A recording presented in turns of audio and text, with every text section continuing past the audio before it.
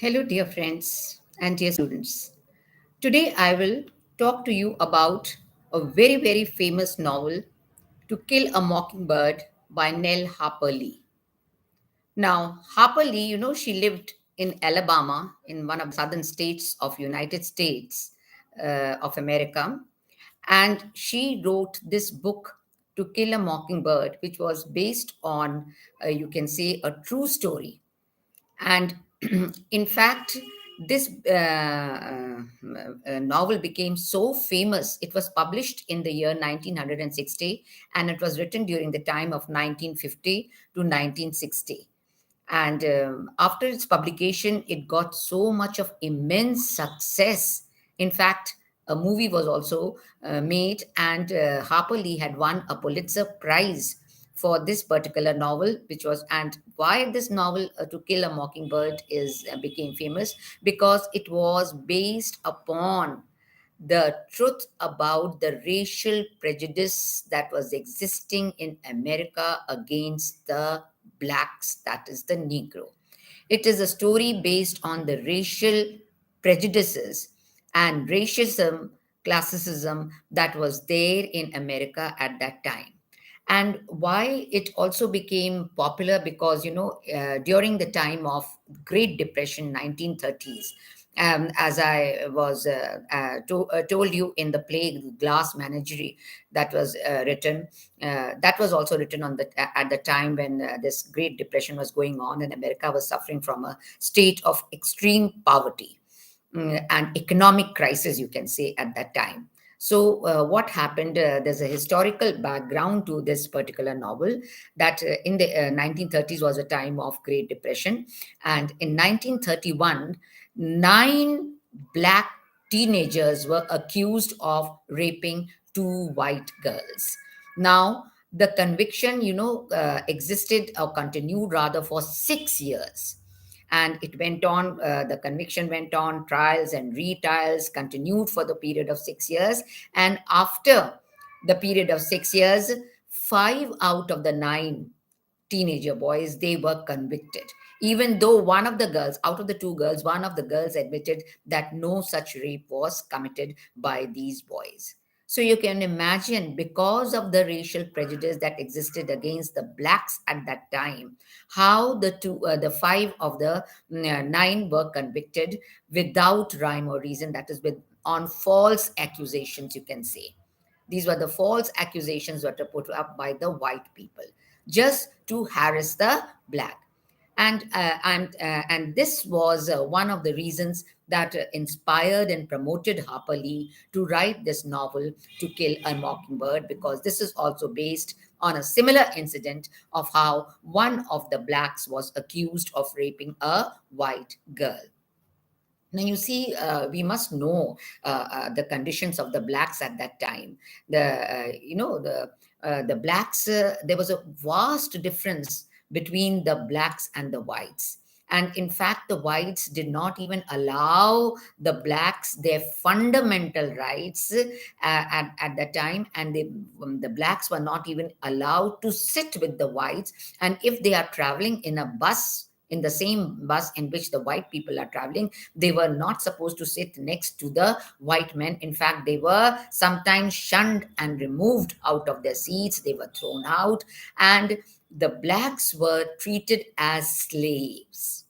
A lot of cotton plantation was existing in the southern parts of the states of United States of America, and in those cotton plantations, the whites used to hire the black people as their servants, as their slaves, and made them work from morn to night without giving them proper conditions to live upon, as well as, I mean, they did not get enough food to eat, neither proper blankets to cover their bodies, and multiple problems they had to face. In fact, the blacks were not even allowed to live with their own families.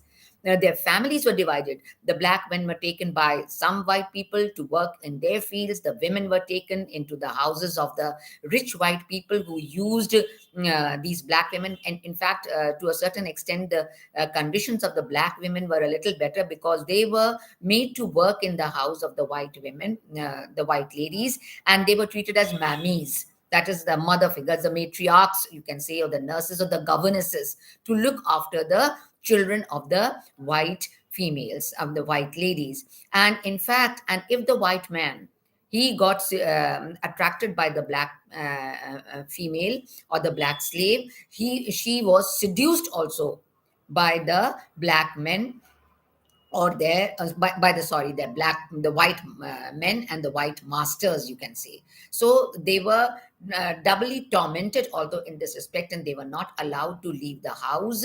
And when they used to get old, then the only, you can say, a little bit of consideration that they got was that they were given a small cottage or a small hut to live and survive all by themselves without going back to their families. So they were not allowed to look after their children. They were not allowed to look after their men, that is their husbands, and they lived in a condition of poverty. So it was a very bad state. And if you all know anything about Abraham Lincoln, how in 1960 how a civil war was fought against this slavery, and Abraham Lincoln did get success in this civil war. But even after the proclamation of the fundamental rights of the slaves, or giving them their natural habitat, or this, or by removing slavery from America, still they were treated as slaves by the white masters, because few of them who ran away from the southern states of United States and went up to Canada, they got their freedom. But those who stayed back, they had to stay back because they were in debt. That means मतलब वो उधार खाते में थे, उनके पास इतना उधार था, they were not able to repay back the money that they had taken as debts, or rather as loans, from the white masters. So in order to repay that, they were again treated as servants to a great extent. So this if you go enter into the historical background of the treatment of the slavery, or the treatment of the Negroes by the whites, that's a long story. But of course, To Kill a Mockingbird bird is based upon that only. And why, the title Mockingbird is used. Now, Mockingbird is one of the smallest birds, you can say. And why the word, her name is used as mocking. Mock, you all know, means to imitate. So the mockingbird bird was able to imitate the voices of many other birds, and from crickets to sirens to multifarious birds. But at the same time, she had a song of her own. And why the figure of mockingbird is used in this particular novel is because she represents or rather tends to point out the use of mockingbird is to make people realize that what actually it means to see or live in the conditions of, to see things from the other's point of view. That means who you are, what you are, you understand yourself, you understand your livelihood, you understand your habitat, you understand your surroundings, you understand your family. But if you do not enter into the shoe of others, if you do not enter into the lives of others, you are not able to understand the viewpoint of the others. Even if a person is behaving badly, or if unless and until you enter into the shoes of those teenager boys who were convicted of rape, you will not understand whether they were guilty or not guilty, or whether they were innocent or evil ridden, whatever it is. So, unless and until you enter into the life of others and understand things from the other's point of view, you will never be able to get a true picture of life. So, in this novel, this is what is shown. That is, To Kill a Mockingbird is, that is, don't try to imitate others, but try to enter into people's life from their point of view, and understand and get a clear picture of the facts. Now, the main characters, the story develops through the point of view of Scout. Scout is a girl, a small girl of 6 years old, and Atticus is a lawyer. Atticus, a widowed father. He's a lawyer in the family, and the whole setting of the novel is taking place in Macomb, Alabama, in one of the fictional towns of Macomb, Alabama. Atticus is a lawyer, and because of his status and because of his earnings, he's able to keep up the family nicely. And Scout is his daughter, 6 year old daughter. Jem is elder to Scout, and he is able to thrive well in his family with the help of Calpurnia. Calpurnia is supposed to be the black housekeeper, the black housemaid who looks after the family, who looks after the children, and takes care of the household affairs. So he is dependent upon Calpurnia. But Scout, she finds Calpurnia a little tyrannical because, all the time being a black. Again, as I told you, that these black females were treated as matriarchs, as mammies, as governesses to the children.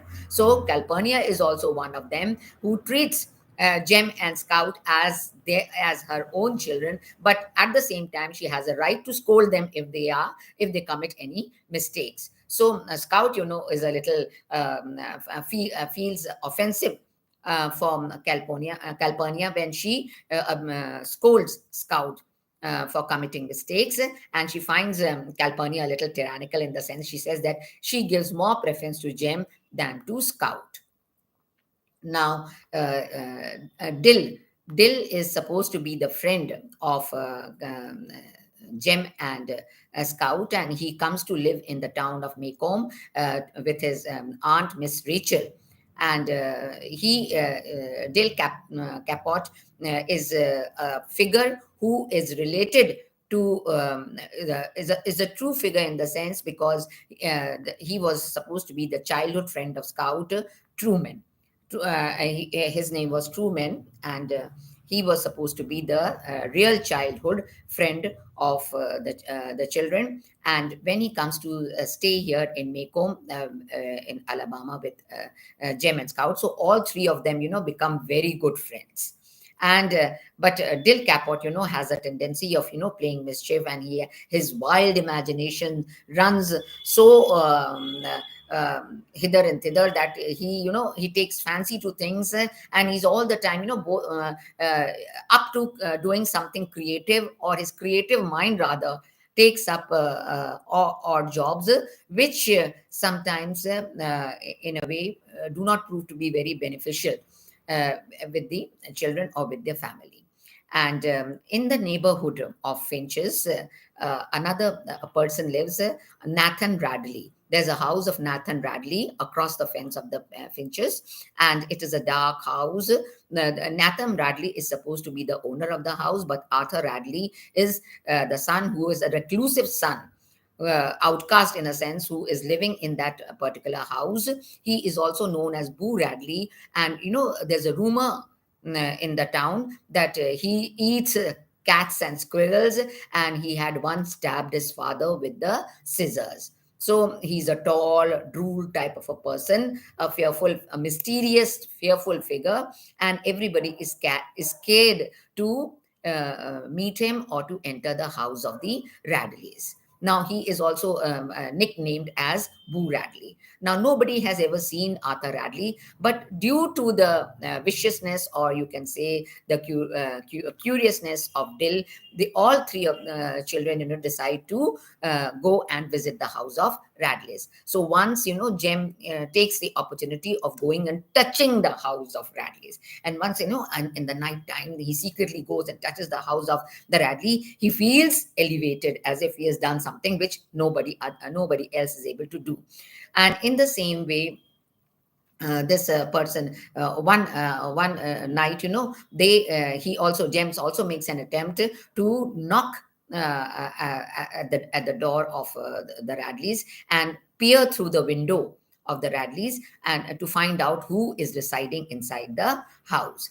So when all three of them, go inside the premises, I mean, around the fences, Nathan Bradley immediately, he sees the children. He doesn't see who is there, but he says, as if some thieves have entered the house, and he starts shouting, "Thieves, thieves!" And the result is, and the children get very scared, and out of fear, they run out of the house. And when they run out of the house, on Jem's pants, get caught up on the fence, and naturally, in order to save himself, he puts out his pants, he leaves his pants, and scurries back to the crowd where the people have collected, and all three of them join the crowd, showing themselves very innocent, as if they were not the culprits, and they had never visited the house, and they did not enter the house. But later on, when it is discovered, when later on, when everything cools down, and Jem goes back to the house in order to retrieve his pants. And when he goes to retrieve his pants, he finds that the pants are mended and folded. Mended क्यों? क्योंकि वो जब fence में फंस गई थी तो फट गई थी. It was torn. So he thought that he will go and fetch back his torn pants, but fortunately, that pant had been mended and folded properly and kept there. So he brings it back, and all three of them do not tell this about this incident to Atticus. And another incident, Scout, has a dislike, has a liking as well as a disliking for the school. Liking in the sense she's excited to go and have new friends and learn new things, but at the same time, she does not like her teacher, because teacher chides her that how does Scout is able to read in English, how she's able to write, to do cursive writing in a book. And so she chides, the teacher chides Scout, and Scout gets very annoyed with the teacher. When she comes back home, she tells Atticus about the teacher. Then Atticus explains to her that, see, the teacher is new, and the teacher is not well aware about the eccentricities of the children of Maycomb, in the same way as you are not aware about the oddities of the new teacher.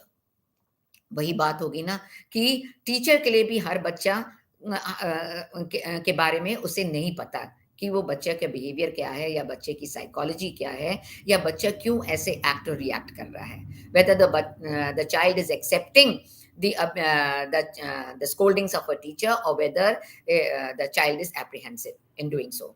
Or in the same way, the teacher or the child also does not know about the teacher, the oddities, that why the teacher behaves so oddly with her own self. So again, see, the teachings of Atticus, as the father, is that you put yourself into the other person's shoes in order to discover the behavior of the other person. So this is a learning for Scout in a way. And once it happens, but the better part of the school time was that in that winter season, in the Christmas, during the Christmas time, Atticus presents rifle guns to the children, but he does not teach them how to fire. And once a dog, Tom Johnson was a dog living in that particular area. He was suffering from rabies, so he was behaving in a very queer fashion, and the Calpurnia, the maid, discovers this, and she immediately reports to the father Atticus, as well as to the sheriff Tate. Now, when the sheriff comes, the sheriff does not shoot the dog, but he asks Atticus to do the shooting. And Atticus takes up the gun and shoots the dog. And the children are very much surprised to see their father shooting so nicely. They never knew that the father has a skill to shoot. Then one of the neighbors, Miss Maud, she says that, well, Atticus was a great shooter in the country. He was regarded as a great shooter in the country. So later on, this is how, and one more important part was that there was a tree next to the fence. Next to the fence of the Radleys, there was a tree, and there was a hole in the gap in the tree, in the knot, you can say. And in that knot, every day they used to find, I mean, a day or day after the other, every alternate few days, they used to find some treasure. So they found treasure of stick gums. And when they found the stick gums inside, and kuch na kuch naya naya uske andar khilona ya something or the other was found, was a treasure for them, they used to discover in that hole. And once they found the stick gum, then they realized that whosoever that the person, that Arthur Radley, who is keeping these treasures, then he is not a bad man. So immediately, the point of view changes, and they want to visit, and they want to find out, and they want to see who this person, who Radley is. But once it happens that Nathan Radley, he comes and he covers up the hole. He covers up the hole, and after that, Jem and Scout are not able to find, and Dill are not able to find the treasures, and they can become very disappointed. And Jem, especially, because he realizes he is much more disturbed, because when Atticus says that the tree did not have any problem, the tree was not a suffering tree, and whosoever did it only did it out of spite. So this was another incident, and the most important part of this whole story is that one black man, Tom Robinson, he was accused. He was a black man who was accused of raping Mayla Ewell. Mayla Ewell is the daughter of this Mr. Ewell, who blames Tom Robinson for raping her. But a trial, and Atticus, since Atticus is a lawyer, he is given the chance to be the defense lawyer in this particular case. And Atticus, takes up the cudgels and takes up all, and makes all his efforts in order to save Tom Robinson.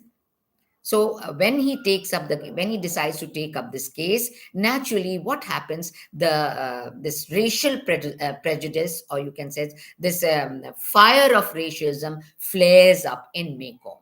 Everybody in the neighborhood is very much against that Atticus should take up the case, and why Atticus is fighting from the side of a black man. And people start slurring, abusing, and hurling abuses, not only at Atticus but also at the children. And when the children, hear these slurs and abuses, they Scout especially gets very annoyed, and she starts, fighting. She starts retaliating, and when she starts retaliating and fighting, then again Atticus points out there is no need and no use to attack the people on these grounds. Let them have their own viewpoints, because those educated people are senseless to what is right and what is wrong. But main thing is that you should always consider the case from the point of view of that particular person who is involved in it, and find out whether the person is justified to be found guilty or to be found not guilty. So naturally, the trial comes up, and once, one of the neighborhood lady, Mrs. DuBose, she hurled, bad abuses and slurs against Jem and Scout. So Jem gets very annoyed, and out of anger, he goes and trips off the hedges of the camellias, the flowers that were growing in her garden. And he comes back, and he does not want to report Atticus. But when Atticus comes to know that he has done this mischief of cutting off the edges of the camellia flowers, then he tells Jem to say sorry to her, though Jem is very reluctant in doing so. Kehta main nahi karunga, but he still says. And later on, Mrs. DuBose, as a punishment for Jem, asks him to read to her every day. He should come and read out something or the other, some story or the other to her. Now, Mrs. DuBose was supposed to be a morphine addict. Just as in the Glass Menagerie, how the mother was supposed to be the morphine addict, and how the children, Tom and the brother, they were very much, and the daughter, they were very much, disturbed by this addiction of morphine. In the same way, Mrs. DuBose is supposed to be addicted with morphine. And she, later on, Atticus tells her that you did a good thing by reading out to her, because while you were reading, she tried to refrain from getting, or was trying to get out of her addiction of morphine. And when he finishes the task of 1 month, later, after 1 month, Mrs. DuBose dies. So her main purpose was that when Jem reads out to her, his reading, used to make her go to sleep without taking the morphine. So she said that she wanted to die free of the addiction of morphine in life. So this is a good turn that Jem has done. So this is also learning on the part of Jem. You're doing a good thing. So Atticus always makes people believe, and especially the children, he tries to make his children grow up with the viewpoint that never judge a book by its cover. कहा जाता है ना, कभी भी book को उसके cover से नहीं judge करना चाहिए. That means never judge a person by the face also, isn't it? So no matter what is showing in the face, it's not necessarily the person is. If the look is an evil look, doesn't mean the person is evil. And if the look is an innocent look, that doesn't mean the person is innocent either. So and when people hurl abuses at the children, they had to become the targets of abuse from the schoolmates, from the neighbors, from the family members, and from the townspeople. And this became a very disturbing factor for both the children as well as Dill. And Dill Capote ka ye tha ki he during the summer season, I mean during the holidays, he used to go back to Mississippi, and then again used to come back to join the school. And once he was found hiding inside the bed of uh, Jim.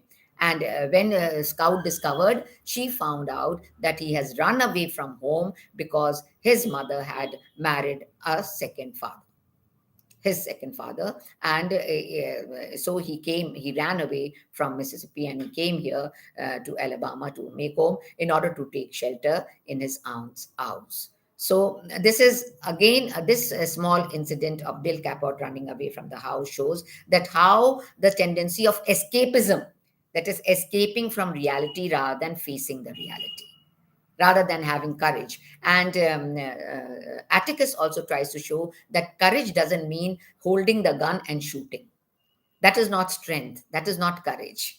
That you just take a gun and shoot the other person dead. That means you have the courage. Courage means that is thinking on the right track and deciding, having the power to take decision as to what is right and what is wrong, and follow the path of the righteousness in life. That is more important. So later on in the novel, the trial of Tom Robinson takes place, and he is there standing as an accused there, and Atticus makes his best efforts to uphold his case. And when he fights, he says, see, they are accusing Tom Robinson that he had throttled and attacked Mayella Ewell. But that attack and that throttling shows that the person should do it with the left hand, and the left hand of Tom Robinson was useless. He could not have done it. In fact, Atticus pleads that, in fact, it is Mr. Ewell himself, Bob Ewell himself, who has probably done Mayella Ewell, because he found Mayella Ewell touching Tom Robinson. See, when the white girl was touching a black man, that father, Bob Ewell, could not tolerate, and he must have throttled his daughter for doing such a mean thing, but he cannot make a statement that he did it. He has to defend his daughter, and so he put the blame on Tom, that Tom did it. But he says, in fact, Bob Ewell is a left-hander, and probably the throttling was done by him. So the case is, and both Jem, Dill, and Scout, they sneak up to the trial room. Atticus does not allow them to come to the trial of Tom Robinson, but three of them, sneak out, and they stand to watch the whole trial. And when the trial is going on, Dill is also very much disturbed when people, start talking against the black people. He could not bear the racism, the attacks on the racism, and he ran out of the trial room. And even Scout and Jem do not like this idea of Tom being accused. In fact, they marvel at the way the father is pleading the case. And Mr. Gilmer, who was supposed to be the prosecuting lawyer, he was trying to put up the case that it is Tom Robinson's fault and he is the accused person. And naturally, the whole jury, वहाँ पे जो judges होते हैं, judge तो अलग होता है, लेकिन 12 लोग की jury होती है. They sit in the jury, and all the 12 members were white jury. So they all, despite pleading And despising all the proofs against Tom Robinson, still he is convicted by the white jury. So क्या होता है कि acquittal or conviction depends upon the jury. और jury अगर biased है, racially biased है against the black people, वो white का साथ नहीं देती है. So Tom is convicted, and out of fear, Tom, runs away from the court, and when he runs away, while running away, he is shot dead. He is shot dead. And this really disturbs the children. And when they come back, they find, it is also told that how Bob Ewell later on, he troubles and harasses Helen Robinson, the wife, the widowed wife of Tom Robinson. How he continuously harasses the widowed wife of Robinson. And in fact, he also tries to attack Scout and Jem. One day, one night, they were returning. He was also trying to attack Atticus and hurling abuses at him. But one night, while they were coming back, the children were coming back from the Halloween pageant. वहाँ पे America में Halloween का एक show होता है where the dead spirits arise and they pray for the goodness of the spirits. So Halloween pageant लगा हुआ था, वो देख के बच्चे लौट रहे थे. And while they were returning, Bob Ewell attacked them. And when he was attacking, Scout escaped a little bit, but Jem's hand was broken, was fractured. And when he was in that serious condition, somebody came and helped Jem, picked him up and killed Bob Ewell. And that fellow who picked up Jem, he brought Jem back home and laid him on the bed. And that person was none other but Arthur Radley. He had secretly come to save the lives of the children and killed Bob Ewell because his anger was against Bob Ewell, who was the main culprit in the accusation of Tom Robinson. So this is how Bob Radley, and when the sheriff Hectate comes, he does not reveal the true story. He wants to hide the name of Boo Radley. He does not want to reveal that Boo Radley has killed Bob Ewell, because he knows what he did it for the good. Removal of Bob Ewell was removal of a bad person, removal of evil, viciousness and evil in life. So this is kept as a secret, and both Scout and Jem also realize. And then, Scout, when Boo is supposed to leave the house after laying down Jem, she also makes Boo enter the room of Jem and have a last look, at Jem, a look at Jem. And she goes all the way back with Arthur Radley to leave him in his house. And when she goes and leaves Arthur Radley in his house, she stands out of the house and looks around and realizes, and now views things from the point of view of Boo Radley, because now she realizes that how lonely Boo Radley must be feeling in this house. Why? Because he is regarded as a reclusive brother of Nathan Radley, and he is living this lonely life where he's not allowed to mix with the people. The white also don't mix with him, and people do not include him.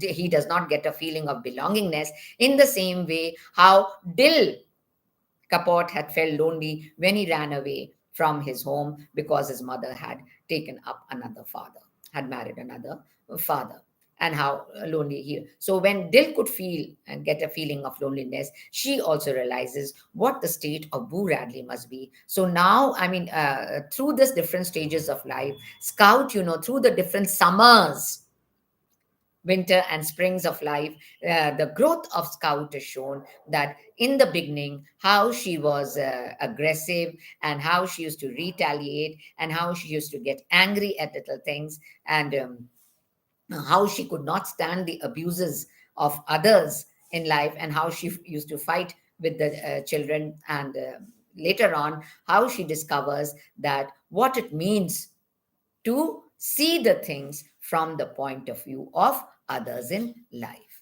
So, Kill a Mockingbird. So, why in the end, this is a very, very important thing, why Bob, this Boo Radley is saved and he's not accused and convicted for killing Bob Ewell is because Scout says if it would have been done, then it means to kill a mockingbird. You are killing an innocent person. You are killing innocence in life. So I was very fond of this book. In fact, let me tell you, I read this book when I was an intermediate, and I was very fascinated in reading book because reading about the blacks and taking a step against the black. This was just a step, a baby step, you can say, on the point of view of even though Atticus was not successful. That's what Atticus says, that even if you're not successful, even if you are not successful in your job, what you take up, but making a move, making a step of righteousness, a step of humanity in life is more important. And unless we human beings come out of our shells and take this step, naturally, how can you plead for persons, innocent persons who are not guilty in life? So, to kill a mockingbird is this, that is, if you would have accused Bob Radley, how this recluse Boo Radley is saved in the end, it was because if he was not saved, then it was like killing a mockingbird.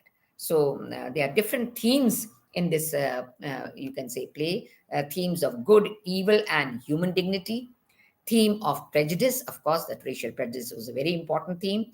Growing up, that is the different stages of Scout, how she grew up and how immediately in the end she becomes mature and things from an mature point of view, and how courage could also be one.